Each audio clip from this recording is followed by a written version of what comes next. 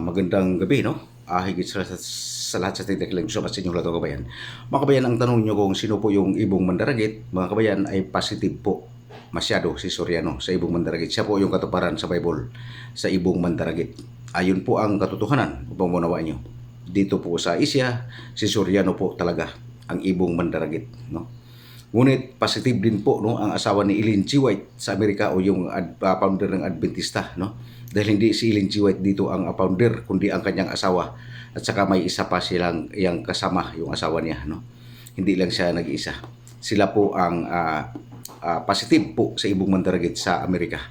Ayun po ang masabi ko sa inyong mga kabayan upang wag na po kayong magtalo-talo, no? Wag niyo na pong pagpipilitan, no? Kayong mga INC, huwag nyo na pong pagpipilitan na kayo po ang Ibong Mandaragit. Hindi po totoo yun, mga kababayan, pag unawaan nyo, hindi po talaga, no? Kahit anong gagawin na nyong pagpursige, no? Sa totoo lang yun po ang masasabi ko sa inyo.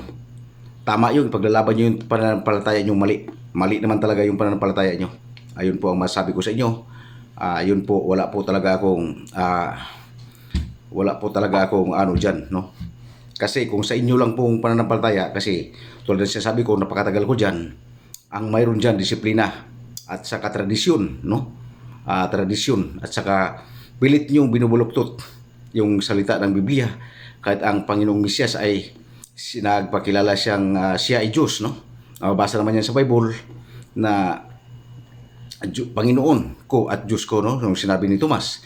Pero hindi nyo pininiwalaan yan dahil pinapatupad nyo lang talaga yung panindigan ninyo, no?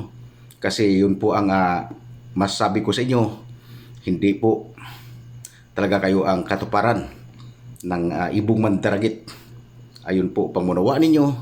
Ito po yung masasabi ko sa inyo, ang Ibong Mandaragit ang katuparan si Soriano sa Asia at sa Amerika, si Kuan po, asawa ni Ellen G. White. Ayun, positive po masyado at positive masyado po si Soriano. Kaya ang INC po o lahat man, Protestante o Katolik man, ay negative po kayo lahat. Ayun po katotohanan o ano pang religion. Puros po kayo negative, no? Positive po talaga si Soriano sa Asia. Ayun po katotohanan po. Manawaan ninyo, ito po yung masabi ko sa inyo. Hindi nyo ito pinaniwalaan dahil po ang mga taong sinungaling po mga kabayan, hindi po yan naniniwala. Ayun po ang katotohanan. Basta mga sinungaling mga kababayan, hindi po yan naniniwala sa katotohanan. Hindi po kayo sinungaling sa literal, no? Sinungaling po kayo sa espiritual upang maunawaan ninyo. So hanggang dito na lang po. Magandang gabi po. Higit sa ating dakilang so much sa lahat mga kabayan.